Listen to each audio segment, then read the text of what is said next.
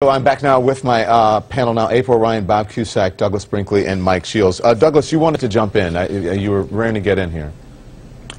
Well, you know, Don, I think the question is Donald Trump's been president 6 months and has it been a success. When you're dealing with Congress, it's basically a zero with the exception of Neil Gorsuch. What has Donald Trump done? History is going to show he made a mistake by not going after infrastructure first. This idea of repealing and replacing, which the Republicans have been using as a mantra with no plan in place, has left Donald Trump out to dry. Not once, but about 3 different times now. Now we're rushing into the 4th of July. He's doing an emergency meeting. Mitch McConnell's being hammered by just about everybody because he's pushing this without the votes.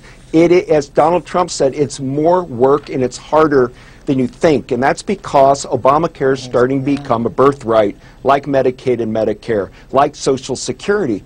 And what some people didn't like was the Obama on Obamacare, but they liked the care. And we're not going to be able to leave 20 or 22 million people without health care. You will have an eruption, not just on YouTube, but all over the country. And suddenly Donald Trump's going to be responsible for people that are sick and ill. He had promised not to touch Medicaid and Medicare on the campaign trail. He reneged on that promise. So I think it's a tar baby health care for him at this juncture, and he'd be better suited to shift gears into tax reform come the fall. Bob Cusack, did you want to get in on this conversation? Yeah, listen, I think it's going to be very difficult for Republicans going forward because either way, Democrats win. If this becomes law, it's an unpopular law. And as Douglas was saying, taking away benefits is very, very difficult. And you just can't, as Republicans, if they don't succeed, they just can't say, well, it's over, or we just have to move on. They're going to have to address this eventually down the road, whether it's after the next election. So Republicans are kind of stuck on health care right now. Yeah, we kind of got away from our talk. We were talking about Sally Yates and whether the bar has been raised or lowered. We got away from that. Mike Shields, go on. Yeah, I mean, in terms of what the president accomplished, I mean, it's amazing to hear a historian say the president hasn't accomplished anything. I mean, first of all, the regulations this president has slashed have been absolutely historic.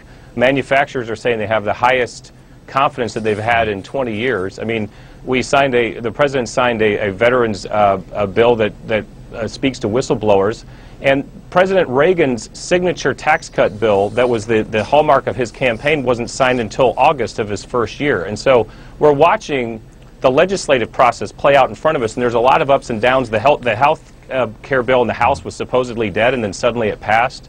I think you know, the President of the United States is accomplishing a tremendous amount, and he's focused on the economy. Why are 2/3 of the American people, Mike, saying he's doing a bad job? Well, you know, I don't believe that those types of polls are actually what are significant. In fact, I think the economy, I'm talking to a bunch of pollsters that would tell you that type of polling doesn't play any role. We just won an election again in Georgia where the president's national approval ratings were where they are, and yet we still won an election there. And so I think if you look at where the economy is going, that's where you're really going to base the ratings for the President of the United States. All right, I have to go. Thank you all. I appreciate it.